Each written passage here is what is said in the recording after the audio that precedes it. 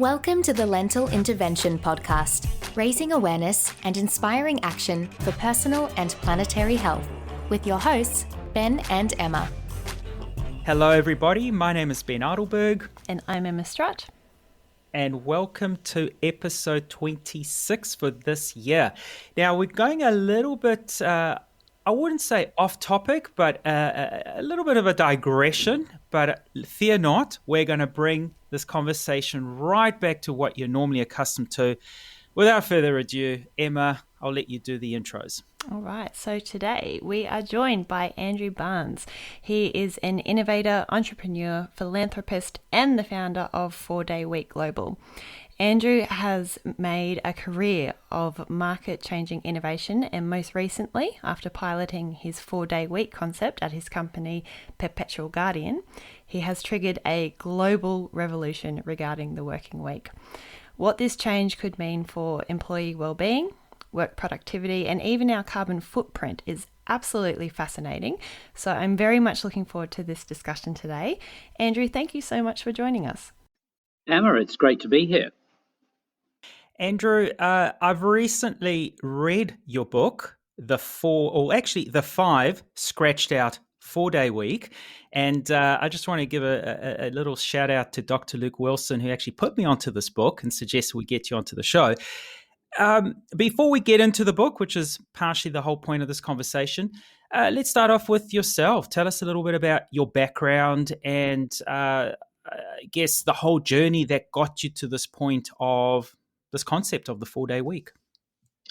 Right. Well, look, I sort of dabbled in an awful lot of things. I mean, way back in the depths of time, I was actually a naval officer, and then came out of the Navy and went into banking. And I hated banking. Boy, I hated banking. But I was in banking in both the UK and then in Australia with Macquarie Bank. And I really was only around on time I turned 40. I actually, took a bit of a step out. I went back to what I'd qualified in, which was I'm an archaeologist by training, and went back and did a bit of that. And then I suppose that reinforced the position that you wander around, you don't see a rich archaeologist anywhere, because most of the time it's a overqualified and underpaid workforce in some pit somewhere. So I then went back into finance, and then by a circuitous route ended up back in New Zealand, where I acquired initially Perpetual Trust and then New Zealand Guardian Trust. The key thing I think to note is I am an absolute traditional product of the overwork culture in what is finance. I mean, it's a badge of honor in finance. Certainly when I was young, you did your best to be working 12, 14-hour days. You threw a commute on top of that because you're good. And in that time, I had two people have nervous breakdowns in front of me, one of whom happened to be my boss. So whilst when I first did the 4 Day Week, a lot of it was about thinking about productivity. In the back of my mind was also this thing about there had to be a better way to work. And I think it's the combination of the two, thinking about output and thinking about a better way to work, that led me down the path of the 4 Day Week. So let's talk a little bit about the typical structure of a work week. I mean, the current 40-hour 5-day working week was created, I think, more than 100 years ago now. I believe it was to run factories more efficiently. It was Henry Ford. Henry Ford, of course, yeah. Ford. Why do you think we're still sticking to this model that doesn't seem fit for purpose anymore, considering our working environments have drastically changed since then? Yeah, I think you've got to put this in the context of business history. If you think about it, when Henry Ford said, hey, let's go to 5 days a week, he had probably had a whole pile of people, stroking their beards and going, actually, this is really going to kill our business model. We need a 6-day week. And if you go back far enough, 12-hour day, 10-hour day, 8-hour day movements, 7 days, 6 days, 5 days. He was trying to deal with a specific issue. And what he was dealing with was manufacturing, but also at the same time, he was trying to create an opportunity for a market for his product. Now, if you think about that, he needed people, he's building cheap cars, he needed people to have time to actually use the cars, to buy the cars. So what Henry Ford was trying to do was, absolutely quite appropriate for his time. But if you fast forward 100 years, here we are in what is, the fourth industrial revolution, the information age. We're really talking about creativity, not the manufacture of widgets. We're talking about empathy often. It's not a production line process. But we have all grown up with that working environment. That's how you get to the top. The Jack Ma's, the Elon Musk's, the 100 hours a week that's what's ingrained. And actually, it's harder to step off that treadmill, to question why we shouldn't do things differently than just to go with the flow, because that's the way it's always worked. Well, not always, just the last 100 years. So I think that's the real issue, to be honest. It's not, there's no reason to change it. And if it's not broken, you just don't fix it. And that's the attitude of management.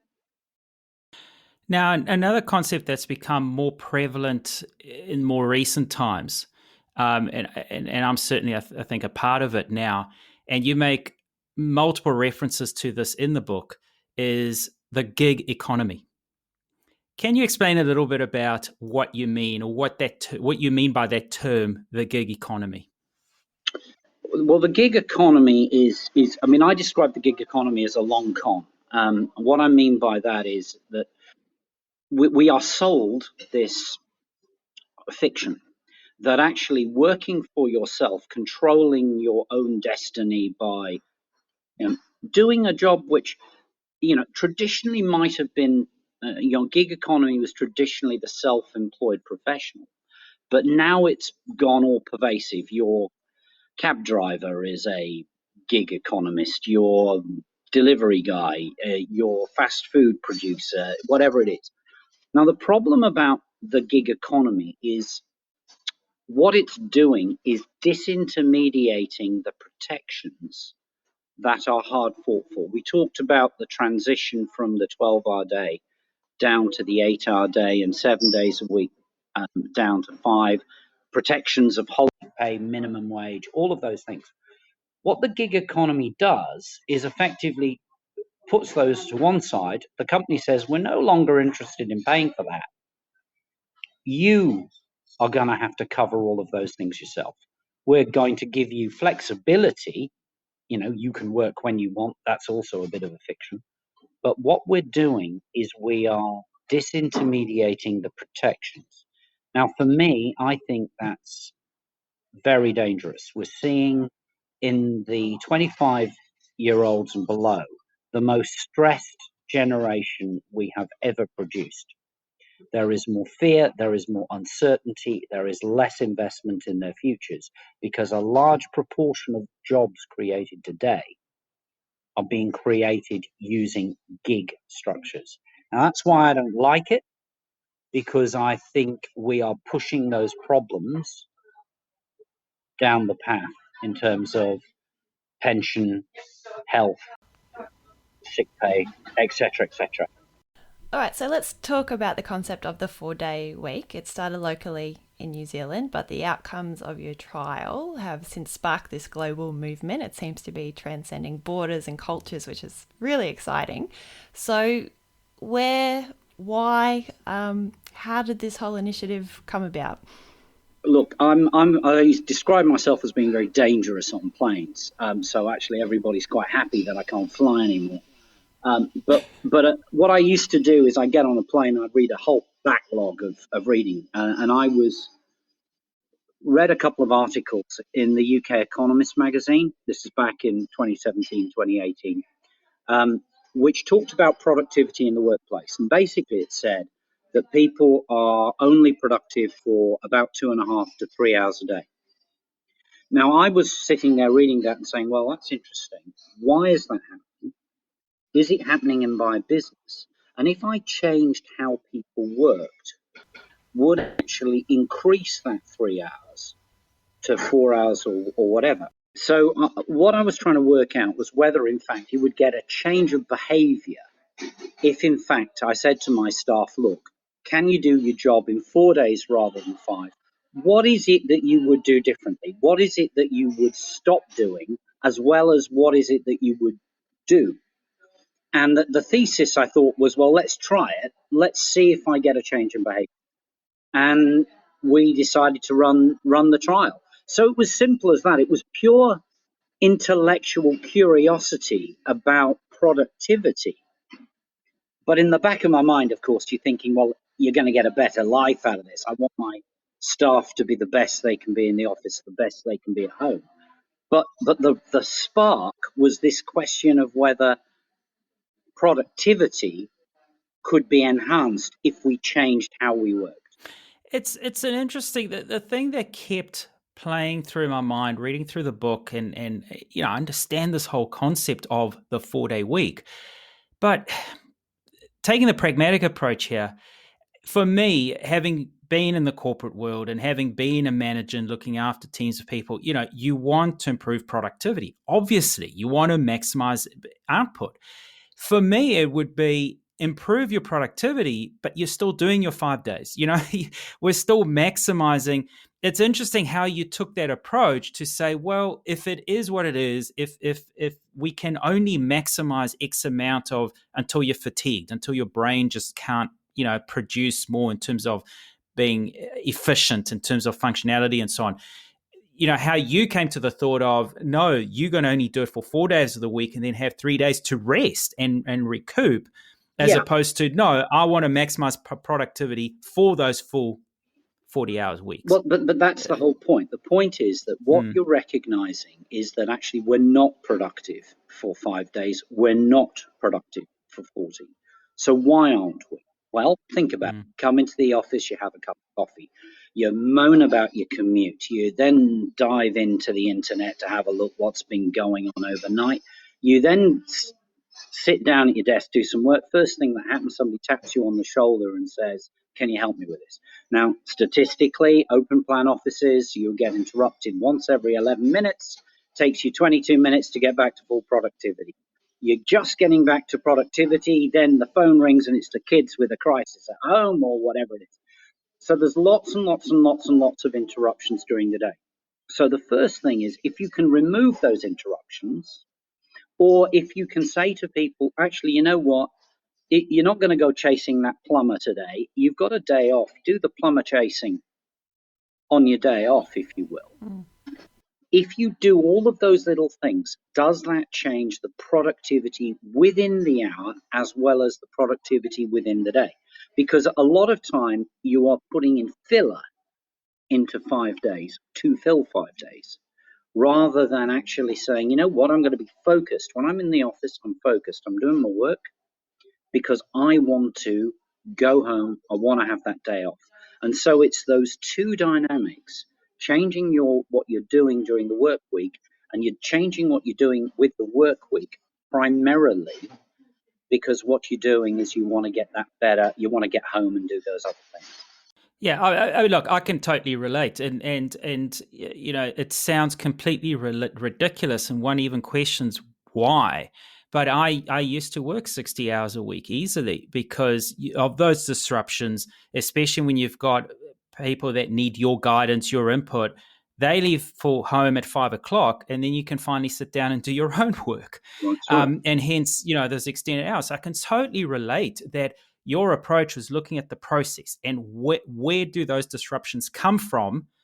And then by addressing those, can each person work, have to work unnecessary amount of hours and not have to, And then there's another interesting statistic that in terms of productivity, there's an ideal productivity to break ratio as well. So it's not just saying, okay, we can maximize 8 hours in a day. You're going to work those 8 hours 4 days in a row. There's still that balance between and the stats here are one of them are 52 minutes to 17 minutes having a break. Yeah, that's right. That's exactly right. So what we're trying to do here is to look at the just shifting position. By the way, what we're trying to do is just trying to we're just trying to change the dynamic a little bit, because if you think about it, what you can do with if you give somebody, for example, a quiet hour, which is what we do now, we do a quiet hour. That means that you cannot be disrupted for one. Now, that quiet hour, normally you'd be interrupted once every 11 minutes. So that actually delivers you, in effect, 3 hours of productivity in an hour. Now, can you do that on a sustained level? Probably not. The evidence suggests that quite often you can do 53 minutes of full work followed by 17 minutes probably of break, is broadly what the science of it is. So if you can change those dynamics, what you're doing is you're trying to maximize the amount of output that you will get in a day. You're recognizing that people need downtime in that day. And then you're saying that actually, if you've got a staff overall that is more refreshed, more rested, they are going to be more creative, more productive, etc., etc. So you get two dynamics coming out of implementing something like the 4-day week.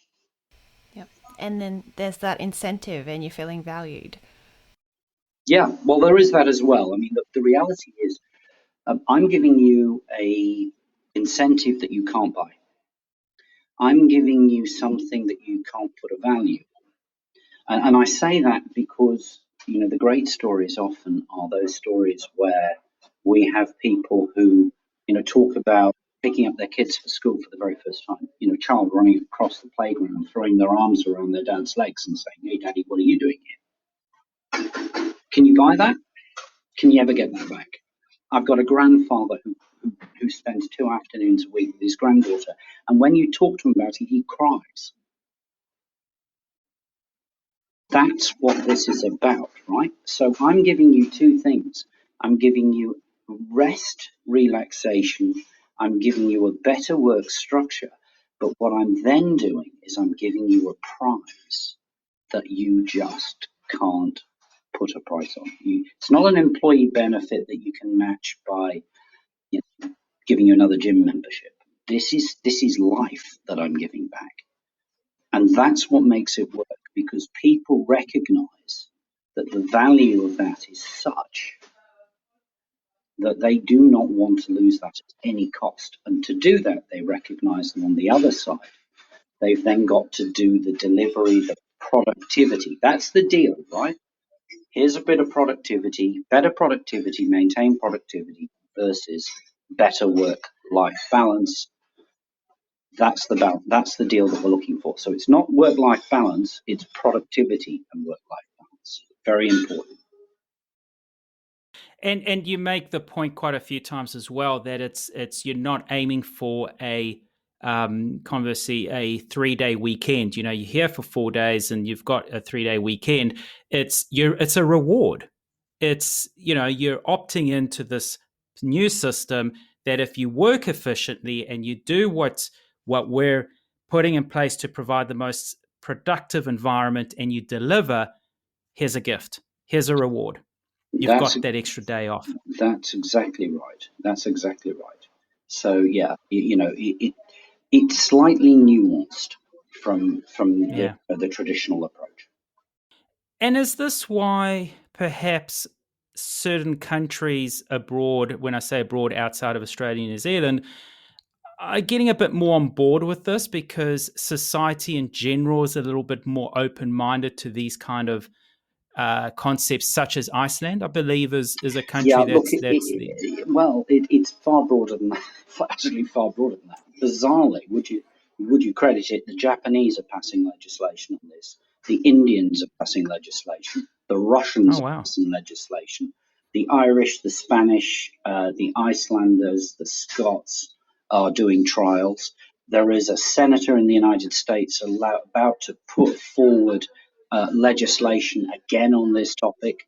There are thousands of companies around the world who are now picking it up. I think, why has it exploded? It's COVID. There is no two ways about it. COVID has changed the ballgame because COVID forced us to work from home. What COVID did is it suddenly made us question how you worked. We if you'd asked us 18 months ago, could you run a multinational company from your kitchen table, we would have all said no. But what happened is that COVID came in. We've had to rethink it. We then had two things that we worked out. One, can you trust your employees without seeing them? Well, hey, yes, you can. And secondly, were they as productive at home as they were in the office? Funnily enough, yes, they were. But actually, we then had to measure the productivity. So what we did is we then found tools to measure the productivity that otherwise we were literally using time as a surrogate measurement for productivity. Now, the minute those two things have happened, everybody is sitting there saying, hang on, let's rethink how we're going to do business. Let's rethink how we're going to. What do our staff want? What is it now? And suddenly you're finding that either work from home or work less or work balance, these things are all coming back into focus. And a lot of people are now saying after COVID, I am not going back to the old method of working. Now, of course, this has really positive effects on employee well-being and their health, mental health. But something that really surprised me, I was stalking your Facebook page today and there was a post there, and it's so incredibly obvious when you actually think about it. But the quote was, shifting to a 4-day work week with no loss of pay would shrink the UK's carbon footprint by 127 million tonnes per year, which is just massive, just from, taking out that commute, etc. But huge potential. Right. I mean, no, that's exactly right. I mean, there was some research done by UC Davis and States, and their conclusion was that not going into work is the most environmentally friendly thing that you could possibly do. And the reasoning for that is not just the commute, by the way. So what happens is that you do two things. You take traffic off the road. Now, that's a saving. But you reduce congestion, which is another saving. And if you reduce congestion, then again, you're having a multiplier effect on emissions. You then also got the issue that your carbon footprint in the office goes down. You don't need as much power. You don't need as much heat. And then you find that what people do in those days is actually lower carbon too, for the most part. Often it's much closer to home. It then does another multiplier effect. I've now got time to cook, so I stop getting Uber Eats. And that then means I'm not producing those plastic containers. I'm not got the guy who's trundling around in his delivery truck all the time. So when you actually do it, a lot of what we do, the carbon footprint that we create, is because we haven't got time. We therefore use facilities that deliver us the convenience, which, if we're being honest, aren't that climate friendly. And so that's why you get this multiplier effect on the 4-day week. Now, if you add the 4-day week to things like home working, the impact could be absolutely material. Absolutely material. Agreed. And when we continued looking at multiplier effects, I mean, those that do then, by eliminating or reducing the congestion, those that do need to use the roading network for transport of goods and couriers and deliveries and all that, traffic's moving quicker as well. So reducing delivery times, which means they're also improving productivity in their own right by spending less time on the road. And we can go on and on with more and more examples. So it's such a simple adjustment to how we've been, accepted that a work structure should look. Such a simple adjustment can have such serious positive effects on not just the economy, but the environment, which is what we're so desperate to look for now, is answers around that. And herein lies how we work, how us as individuals work can make one of the biggest impacts. And that's quite significant. No, absolutely right. Absolutely right. And it is simple. It's not a silver bullet. Let's not pretend that it's a silver bullet. It's not. But it addresses a lot of the issues that face us in the world today. It addresses things around mental health. It addresses things around gender pay. It does the environment. And then it goes to all sorts of other issues about giving more time often means that you've got more time to upskill, retrain. We've got the whole wave of AI coming in our direction. And we've got to work out how we're going to prepare our workforce for that. Having more time to upskill and retrain is a clear opportunity for us. And that's something, again, that we've got to look at. Yeah, absolutely. And more time to volunteer, which is something as well that you've mentioned in the book, which I think is fantastic. Well, yeah, I mean, we have one of the problems that under New Zealand legislation, we have to accrue leave on the 40 days that we're gifting our staff off a year. So what we've done in our policy is we've said, well, you're getting 4 more days a year paid. You must gift one of those as part of our deal, personal responsibility. I gift you 40 days. You've got to pay that forward.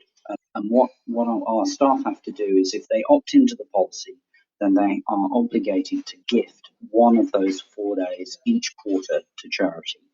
So that way we are paying back to our community as well as paying back to the business, which I think is important. It's that balance between, being the best you can be in the office and the best you can be outside. I think that's brilliant. There's just so many positives to take away from this. Now, your results were incredibly positive, but obviously each workplace will vary and will come with its own set of challenges. So do you think that this initiative is feasible and beneficial in the majority of workplaces? Yeah. yeah. I mean, coming back to the book, the final chapter is called, cows need milking twice a day.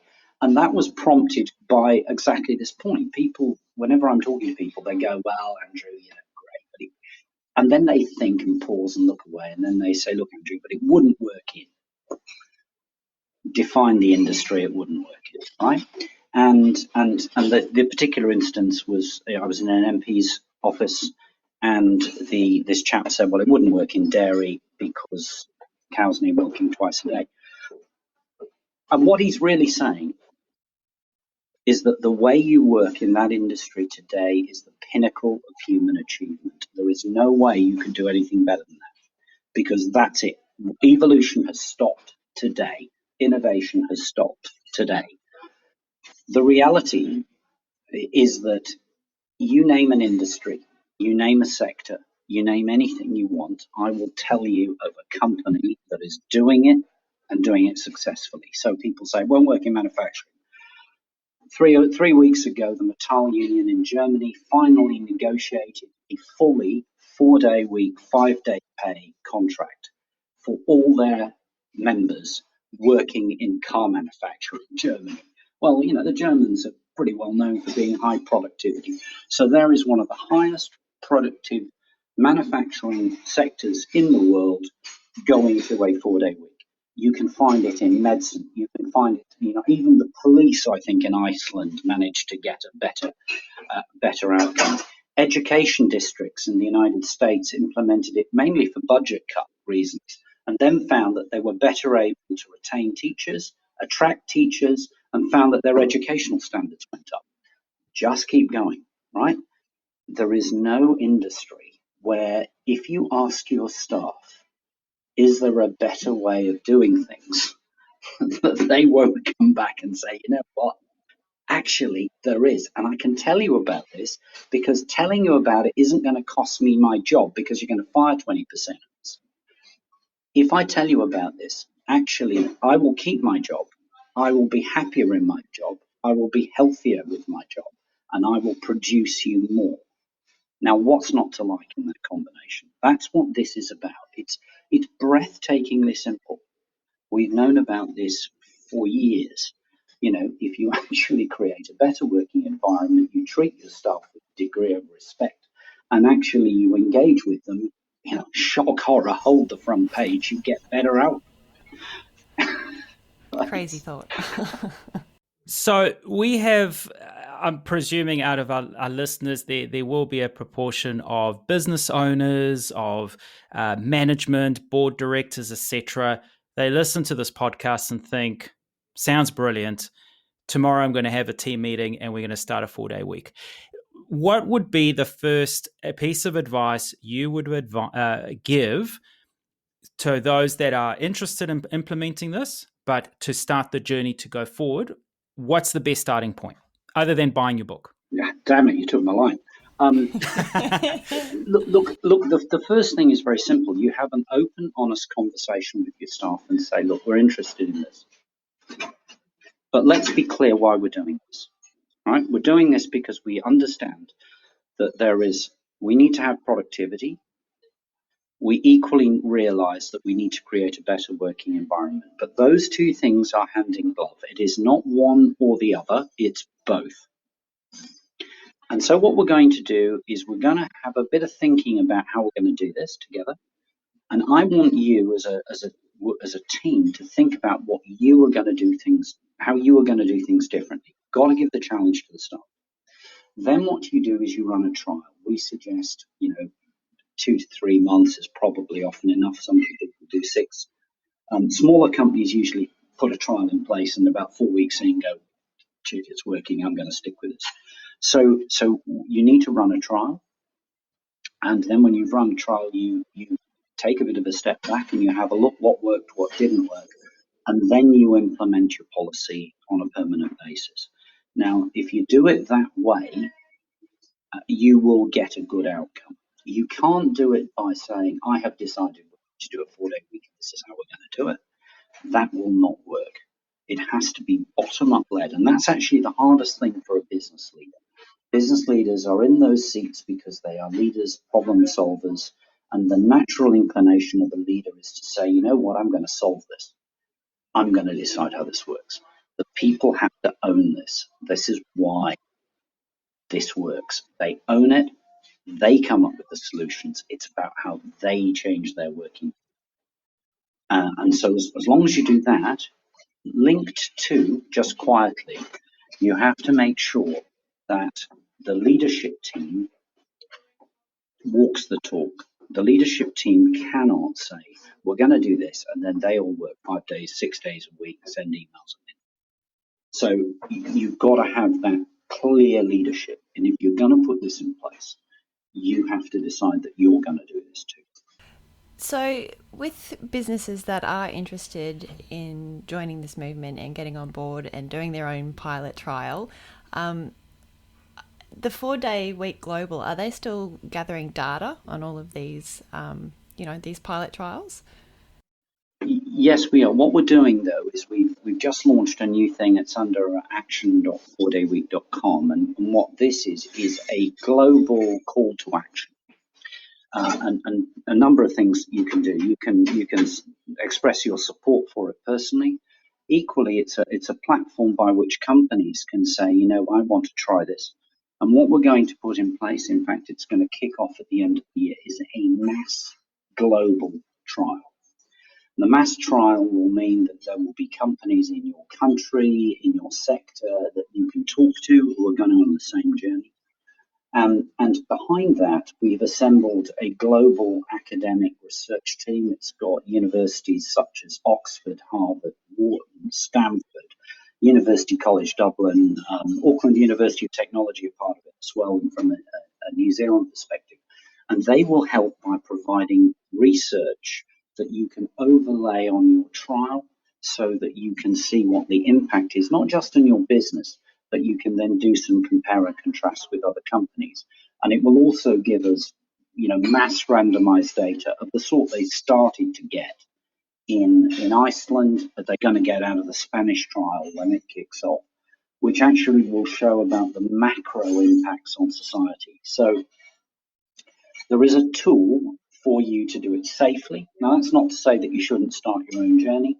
The 4-day week community, we've rapidly moved from being, in my own journey, from this experiment to being, it's quite humbling. You don't get many chances to change the world. This happens to be my chance to change the world. And you will find that people in this community are frighteningly generous. At the time, will sit and talk to you about what their own experience has been, what's worked, what's not worked. They will share all sorts of things. Because I think all of us business leaders who come on this journey suddenly see not just the impact on our own companies, but we see the impact on our people's lives. And you want to share that. You absolutely want to share that. It's an extraordinary journey. This is a thing that's gone from, this little trial we did in New Zealand. I think I've now talked to companies or media or something or both in 97 countries worldwide. This is a movement, right? It's now mainstream. We're talking about 4-day week on a regular basis. It's not something that was these mad Kiwis 3 years ago. It is now a thing that's a thing all over the world, with campaigns running all over the world. And the best way I can explain this is my partner and I, Charlotte. We were driving the Peking to Paris a couple of years ago in the rally, and as we crossed the border into Russia, somebody from our office called up and said, "Do you realise the Prime Minister of Russia has just name-checked Perpetual Guardian and the trial you did in New Zealand and said it's the future for Russia?" Bit of a shock. They then called us back and said, "Where are you?" We said, "We're in the middle of Siberia." And they said, "Right, well, your next town is X. There will be camera crews from Moscow television waiting for you." So we get in and there are camera crews from Moscow television. And then when we left Russia about 2 weeks later, they announced that the Diet announced that it was drafting legislation to bring in a 4-day week. Now, let nobody tell you can't change the world. So Andrew Barnes for Prime Minister in 2028, is that the next line, or? I think my partner Charlotte would shoot me first, I think is the...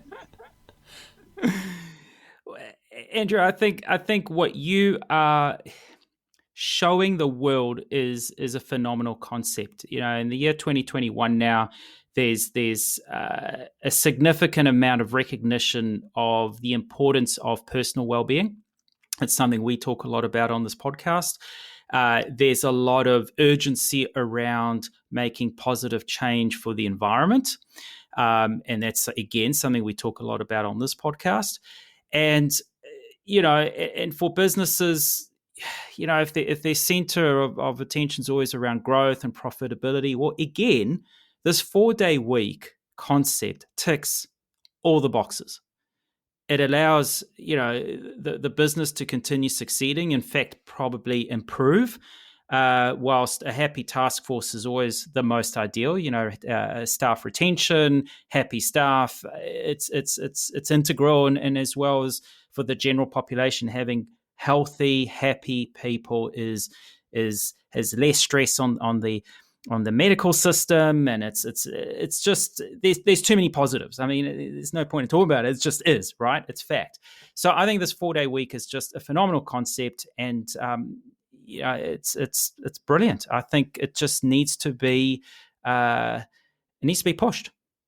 More people need to talk about it. More people need to embrace it. More people need to trial it and see the positive effects of it. Yeah, look, I totally agree. This is not something we argue that governments should legislate to make it happen. They should legislate to enable it to happen. So, the Holidays Act in New Zealand, for example, penalises a company that brings in a 4-day week on the model that we're talking about.